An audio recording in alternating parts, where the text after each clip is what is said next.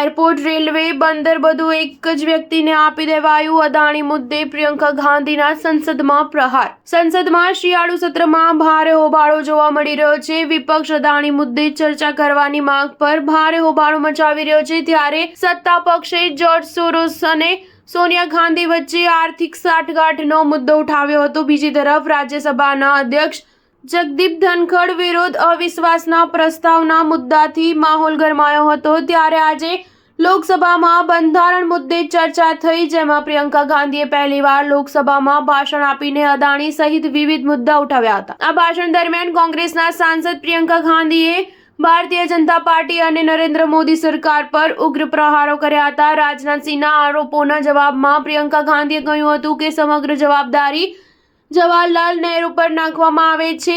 તમે વર્તમાનની વાત કેમ નથી કરતા? તમે શું કર્યું એ વાત કરો ને.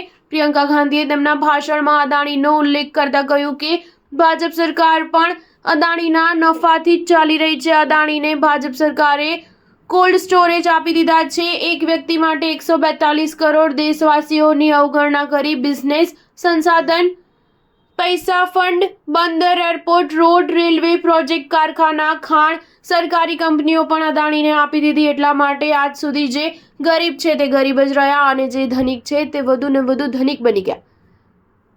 પ્રિયંકા ગાંધીએ કહ્યું કે ભૂતકાળની વાત છોડીને વર્તમાનની વાત કરો. દેશને કહો તમે શું કરી રહ્યા છો, તમારી જવાબદારી શું છે. આ સરકાર આર્થિક ન્યાયનું સુરક્ષા કવચ તોડી રહી છે. બેરોજગારી અને મોંઘવારી સામે ઝઝૂમી રહેલા લોકોને આજે સંસદમાં બેઠેલી સરકાર શું રાહત આપી રહી છે. ઉદ્યોગપતિઓના લાભ માટે કૃષિ કાયદા બનાવવામાં આવી રહ્યા છે. આ દેશના ખેડૂતો વાયનાડથી લલિતપુર સુધી રડી રહ્યા છે. આફત આવે ત્યારે કોઈ રાહત મળતી નથી. આજે આ દેશના ખેડૂતો ભગવાન પર ભરોસો રાખે છે.